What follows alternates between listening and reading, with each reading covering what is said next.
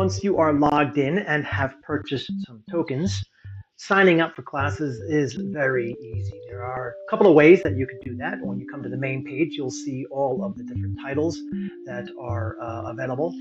If you decided, say you wanted the part 1 webinar, you would click on the title and scroll down to where it says events. This will list all of the upcoming showings of that particular webinar. You would click on the particular showing and you'll get this page.